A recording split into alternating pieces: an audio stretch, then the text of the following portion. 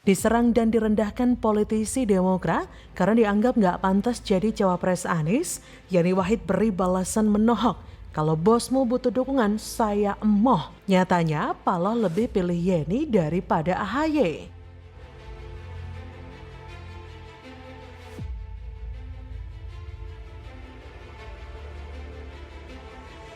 Saya juga nggak tahu, yang memunculkan kan adalah dari Nasdem.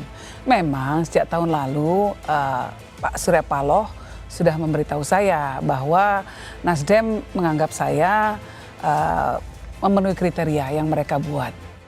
Halo, selamat datang di channel Redaksi Jurnal bersama JJ.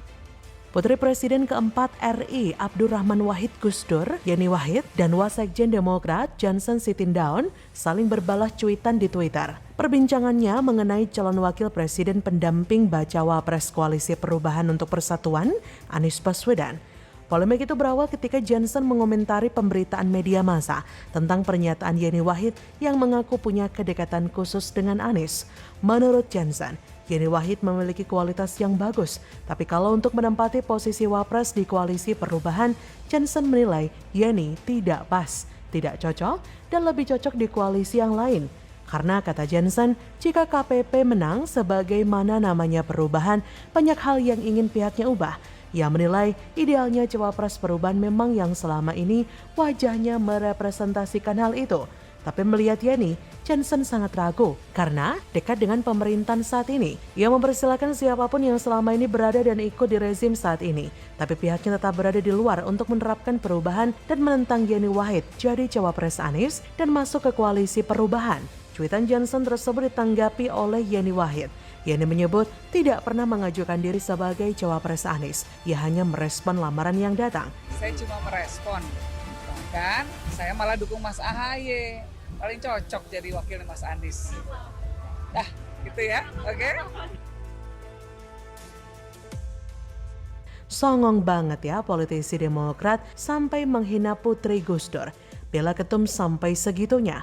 Itu pun kalau ketumnya punya prestasi. Lah ini aja dapat jabatan karena nepotisme sang bapak. Jangan harap dapat suara dari kalangan Gusdurian dan NU ya kalau begini. Saya yakin alasan utama Demokrat adalah takut AHY tersaingi. Biar bagaimanapun Yeni Wahid pasti lebih menarik ketimbang AHY. Yeni Wahid lebih bisa menarik banyak suara dukungan ketimbang AHY. Rupa-rupanya komentar sinis dari Demokrat ini sampai ke telinga Yeni Wahid. Tanpa bertele-tele, dia pun langsung menyemprot politisi Demokrat itu. Ia heran dengan komentar Johnson yang langsung menolak dirinya. Yeni Wahid bahkan kasih ancaman ke Johnson.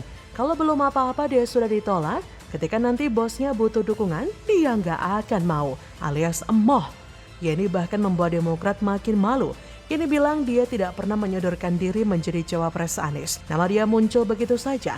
Dia hanya menjawab lamaran yang datang kepadanya. Dia tidak mengemis pada Anies agar mau dijadikan cawapres. Faktanya, Demokrat yang terus ngemis kepada Anies. Johnson Sitindaun sudah offside.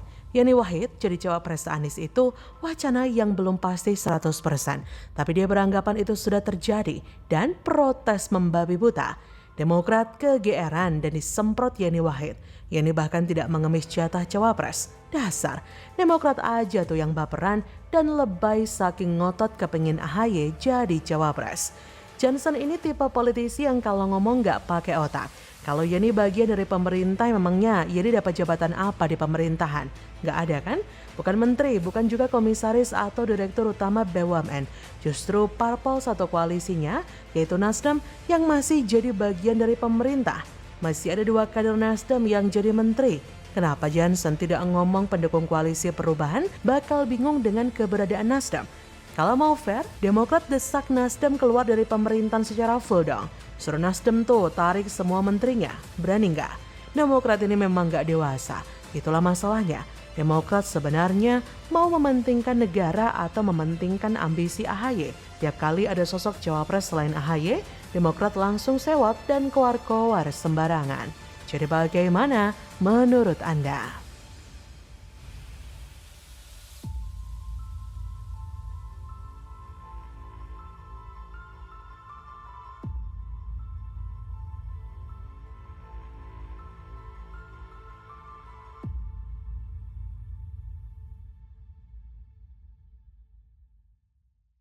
faktornya memang dia nggak concern. 5 tahun Anies Baswedan itu tidak buat apa-apa untuk kesejahteraan dan kebahagiaan warga Jakarta. Ya kalau dibilang maju kota bahagia warganya itu nggak benar. Yang ada adalah hancur kotanya, bahagia gubernurnya, ya. Anies terlalu gila bikin janji muluk-muluk setinggi angkasa. Singgung era Jokowi apa-apa mahal, harga-harga mahal, semua mahal. Lah ngaca, warga DKI aja dibikin sengsara. Indeks kebahagiaan turun drastis era enteng jabat. Selamat. Harga-harga yang mahal. Betul ibu-ibu? Harga pangan murah apa mahal? Kalau mau diteruskan jangan ada perubahan. Kalau mau jadi murah, mari kita dukung perubahan insya Allah dari harga pangan murah menjadi harga pangan yang terjangkau. Dengan membangun waduk-waduk infrastruktur yang baik, itu upaya untuk menurunkan harga pangan dengan memperbaiki distribusi. Sehingga Pak Anies, mohon maaf, belum memahami apa yang dilakukan oleh Presiden Jokowi. Halo, selamat datang di channel Redaksi Jurnal bersama JJ. Masyarakat menyebut bakal capres koalisi perubahan untuk persatuan Anies Baswedan akan membuat bahagia jika terpilih menjadi Presiden RI ke-8 usai menyinggung harga-harga mahal. Pasalnya, menurut warganet dengan akun Twitter @doangwarto itu, Anies akan membuat semua kebutuhan pokok masyarakat menjadi lebih mudah dengan menekan harga hingga lapangan kerja. Sebelumnya, bakal capres koalisi perubahan untuk persatuan Anies Baswedan memang menyinggung mengenai tingginya harga-harga kebutuhan pokok di Indonesia dalam periode sekarang. Anies menyampaikan ketika berbicara dalam dialog rakyat yang digelar Partai Demokrat di Gedung Sasana Budaya Ganesha, Sabuga, Bandung, Jawa Barat. Menurutnya, tingginya harga bisa diubah pemimpin berikutnya. Lebih lanjut, ia menilai perubahan bukan mengenai sosok tapi kebijakan untuk masyarakat dalam hal kebutuhan, seperti kebutuhan pokok, lapangan kerja, pendidikan berkualitas sampai akhir, hingga pelayanan kesehatan yang baik. Anies memang edan. Dia sangat berani menjanjikan sesuatu hal yang sungguh susah diwujudkan, seolah-olah semua dibuat murah dan banjir subsidi. Tapi nanti setelahnya kadrun malah teriak-teriak utang pasca disubsidi. Ini bukan membuat warga semakin bahagia, tapi malah membuat warga semakin sengsara. Ini terbukti ketika Anies menjadi Gubernur Jakarta.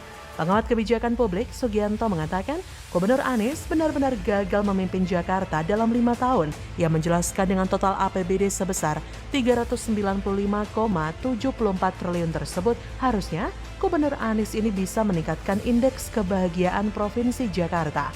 Artinya tingkat kebahagiaan masyarakat Jakarta juga harusnya ikut naik. Tapi faktanya, indeks kebahagiaan Jakarta pada 2021 berada pada tingkat ke-8 terendah dengan skor hanya 70,68.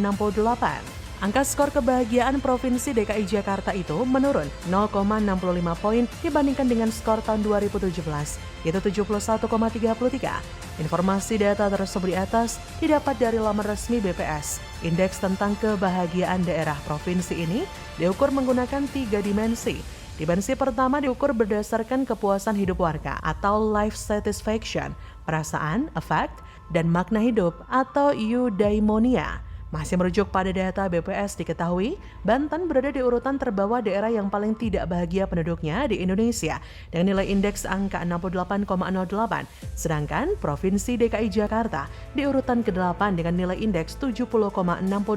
Bengkulu di peringkat kedua, Papua di posisi ketiga, keempat Nusa Tenggara Barat. Daerah dengan tingkat indeks kebahagiaan terendah, kelima Jawa Barat, kemudian keenam Nusa Tenggara Timur, ketujuh Sumatera Utara. Menurut dia, jargon Anies maju kotanya bahagia warganya menjadi sia-sia atau tidak berguna alias gagal total. Selain itu, Anies juga gagal mengatasi banjir, kemacetan, dan sampah di Jakarta. Padahal ia berjanji akan membangun tempat pengelolaan sampah modern atau Intermediate Treatment Facility atau ITF. Sedangkan program tersebut sudah disusun sejak era Gubernur Foke atau Fauzi Bowo. Bahkan Anies juga telah melakukan groundbreaking ITF Sunter pada 20 Desember 2018. Tapi sampai detik ini ITF belum terwujud, sampai dia lengser.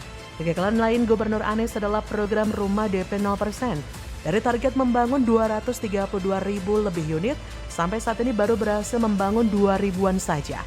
Ini menjadi hal fatal lantaran Perda Rencana Pembangunan Jangka Menengah Daerah RPJMD 2017-2022 yang berkaitan dengan program rumah DP 0% juga belum direvisi. Maka dari itu masyarakat harus benar-benar jeli dan paham dalam memproses sebuah janji dari seorang politisi.